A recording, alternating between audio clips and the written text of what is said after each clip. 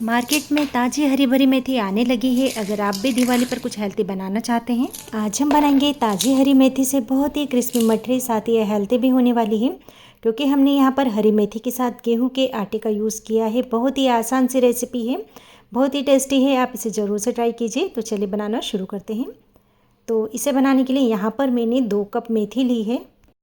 मेथी को अच्छे से साफ़ कर लीजिए। साफ़ करने के बाद इसे अच्छे से धोकर फिर काट लीजिए, लेकिन बिल्कुल बारीक बारीक टुकड़ों में आप इसे कट कीजिए। तो चलिए गैस चालू करके गैस पे कढ़ाई रखी है, इसके अंदर डाल देते हैं 1 चम्मच देसी घी। और जो हमने यहाँ पर मेथी ले रखी है ना, ये इसमें डाल देते हैं। तो फ्रेंड्स, कोशिश ये करें कि धोने के बाद मेथी में से सारा पानी निकल जाए, इसके बाद ही आप मेथी यहाँ पर भूनें। तो गैस का फ्लेम हाई कर देते हैं और लगातार चलाते हुए मेथी को यहाँ पर बढ़िया से भून लेंगे। तो फ्रेंड्स, इस बात का ध्यान रखें कि मेथी साफ़ करते समय अगर कोई मोटे और बड़े डंठल हो तो उसे अलग कर दीजिए। अगर छोटे डंठल होंगे, नरम डंठल होंगे, तो उसका यूज़ आप यहाँ पर कर सकते हो। तो यहाँ पर देखिए मेथी जो है थोड़ी सी सॉफ्ट हो चुकी है, लेकिन कुछ देर हम इसे और चला लेंगे जब तक कि हल्की सी ड्राई सी नहीं हो जाती। तो यहाँ पर इसे चलाते हुए मुझे 2 से 3 मिनट का समय हो चुका है और मेथी जो है ड्राई सी हो चुकी है। तो गैस का फ्लेम ऑफ कर देते हैं। अब डो लगा लेते हैं। तो डो लगाने के लिए मैंने यहाँ पर एक मिक्सिंग बाउल लिया है, इसके अंदर हम डाल देते हैं गेहूं का आटा। तो मैं यहाँ पर 1 कप और आधा कप गेहूं का आटा ले रही हूँ, यानी टोटल मैंने 1.5 कप गेहूं का आटा लिया है। अब हम इसमें डाल देते हैं आधा कप सूजी। तो फ्रेंड्स, बिल्कुल आपके ऊपर है, अगर आप यहाँ पर सूजी नहीं डालना चाहते तो केवल आप इसे गेहूं के आटे से भी बना सकते हो, यानी टोटल आप यहाँ पर 2 कप गेहूं का आटा ले लीजिए।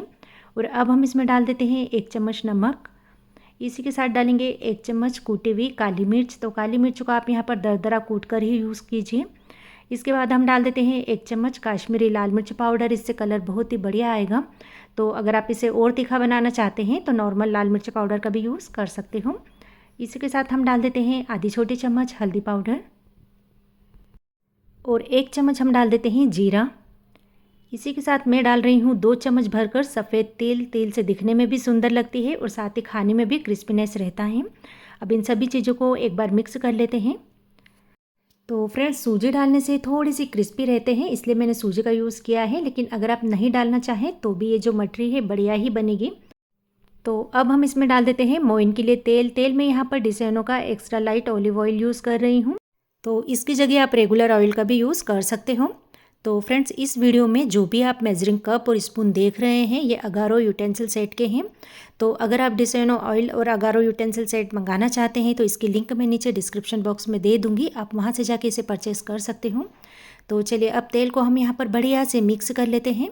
तो कुछ देर इस तरह से क्रम्बल करते हुए मिक्स कीजिए ताकि तेल जो है आटे में बढ़िया से लग जाए और जो हमारी मठरी है ना एकदम खस्ता बने। तो यहाँ पर देखिए तेल तो बढ़िया से मिक्स हो चुका है। तो अब हम इसमें डाल देते हैं ये भुनी हुई मेथी, जिसे हमने घी में भून के रखा था।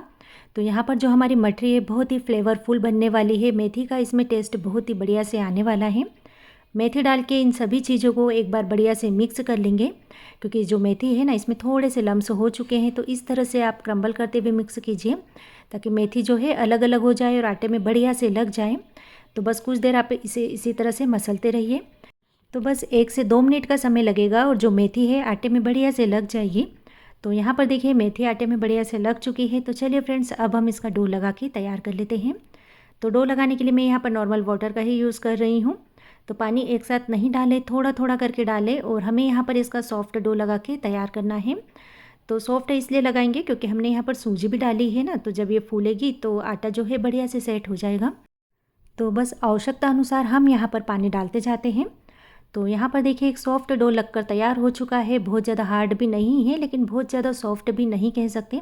जिस तरह से चपाती का डो होता है ना, बस इसी तरह से हमें यहाँ पर इसको लगाना है। तो चलिए अब हम इसे कवर कर देते हैं और कवर कर हम इसे साइड में रख देंगे लगभग 10 से 15 मिनट के लिए, ताकि बढ़िया से सेट हो जाए। तब तक फटाफट से हम यहाँ पर एक और तैयारी कर लेते हैं।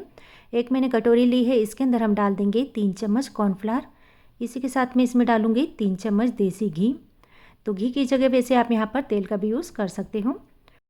तो अब इन दोनों चीज़ों को चलाते हुए बढ़िया से मिक्स कर लेंगे। तो कोई भी लम्स नहीं रहना चाहिए इसमें, इस बात का आप ध्यान रखें। तो इसे लगातार चलाते हुए मिक्स कीजिए। तो कुछ ही देर में आप देखेंगे यहाँ पर ये जो है बढ़िया से मिक्स हो चुका है और बिल्कुल क्रीम के फॉर्म में आ चुका है। बस इसी तरह से हमें यहाँ पर इसे बना के तैयार करना है। तो चलिए फ्रेंड्स, अभी हम इसे रख देते हैं साइड में और 10 से 15 मिनट हो चुके हैं। तो ये जो डो है ना, ये भी बढ़िया से सेट हो चुका होगा। तो इसे एक बार हम फिर से मसल लेते हैं ताकि अच्छे से चिकना हो जाए। तो फ्रेंड्स, डो लगाने के बाद आप इसे रेस्ट करने के लिए ज़रूर से छोड़ें ताकि बढ़िया से ये सेट हो जाए। तो चलिए अब हम क्या करते हैं, इसमें से छोटी छोटी लोई बनाकर तैयार कर लेते हैं। जिस तरह से हम रोटी बनाते हैं ना, बस उसी तरह से हमें यहाँ पर इसकी लोई बनाकर तैयार करना है।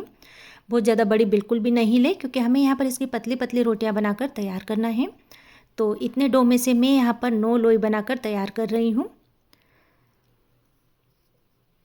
तो ये देखिए फ्रेंड्स, यहाँ पर मैंने इसकी 9 लोई बनाकर तैयार कर ली है। तो चलिए अब बारी है बेलने की। तो लोई को थोड़े से सूखे आटे में डिप कर लेंगे ताकि ये चिपके नहीं, और बिल्कुल रोटी की तरह ही हमें इसे बनाना है। रोटी जितना ही हमें इसे पतला रखना है और रोटी जितना ही आप इसे बड़ा कर लीजिए।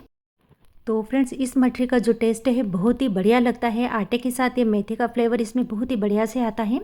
तो यहाँ पर देखिए एक रोटी बनकर तैयार हो चुकी है। तो इसे अभी हम रख देते हैं एक प्लेट के अंदर, क्योंकि अभी हमें यहाँ पर 2 रोटी और बनाकर तैयार करना है। यानी अभी मैं यहाँ पर 3 रोटी बनाकर तैयार कर रही हूँ। तो चलिए दूसरी रोटी भी इसी तरह से बेल लेते हैं। तो चलिए दूसरी रोटी भी हमारी यहाँ पर बनकर तैयार हो चुकी है। तो अब हम यहाँ पर एक और रोटी बना लेते हैं। तो ये देखिए तीनों रोटी मैंने यहाँ पर बनाकर तैयार कर ली है।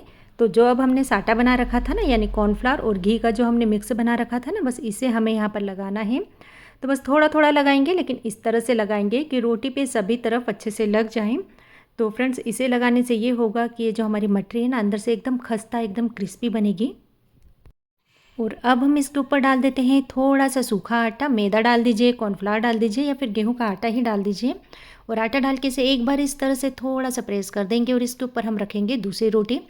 तो बस दूसरी रोटी पे भी हमें यही अप्लाई करना है, यानी जो हमने साटा बना रखा था ना, बस इसे हमें सभी तरफ अच्छे से फैलाना है। लेकिन थोड़ा थोड़ा फैलाएं, बहुत ज़्यादा नहीं फैलाएं। और इसके ऊपर भी हम थोड़ा सा सूखा आटा लगा देंगे और इसके ऊपर हम रखेंगे हमारी तीसरी रोटी। तो फ्रेंड्स, ये जो मटरी है आप बना कर रख लीजिए दिन की चाय के साथ, या फिर हल्की फुल्की भूख में, या फिर अभी आने वाले त्यौहार पर आप इसे बनाइए, सभी को पसंद आएगी। तो यहाँ पर देखिए इस पे मैं इसी तरह से ये साटा लगा देती हूँ। तो अब हम इसके ऊपर भी थोड़ा सा सूखा आटा डस्ट कर देते हैं। और अब हम क्या करेंगे, इसे उठाकर इस तरह से फोल्ड करेंगे, यानी हमें इसे रोल करना है। तो अच्छे से इसे टाइट हाथों से रोल कीजिए, कहीं भी इसमें गैप नहीं रहना चाहिए, तभी जो हमारी मटरी है ना बिल्कुल परफेक्ट बनेगी।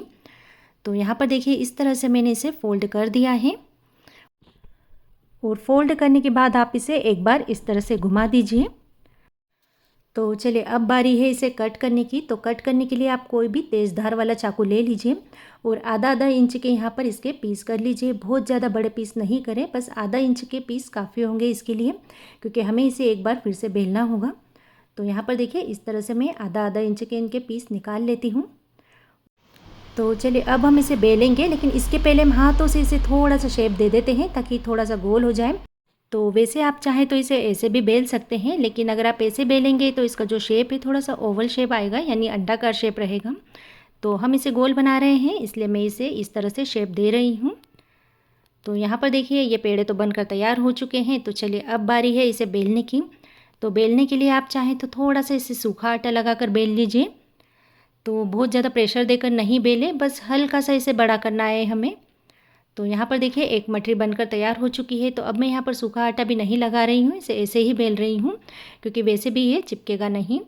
तो बस इसी तरह से हमें फटाफट से बेल कर सभी मठरियाँ बनाकर तैयार करना है। एक तरफ मैंने गैस चालू कर गैस पे तेल को भी गर्म करने रख दिया है। तो चलिए अभी तो मैंने यहाँ पर कुछ मठरियाँ बनाकर तैयार कर ली है। अब बारी है इन्हें फ्राई करने की। तो तेल हमें यहाँ पर मीडियम सा ही गरम चाहिए। अब एक एक मटरी उठाते हुए हम गरम तेल में डालते जाते हैं। तो अभी तो गैस का फ्लेम मैंने मीडियम किया हुआ है, लेकिन जब हम सारी मटरी डाल देंगे इसके बाद गैस का फ्लेम आप लो कर दीजिए।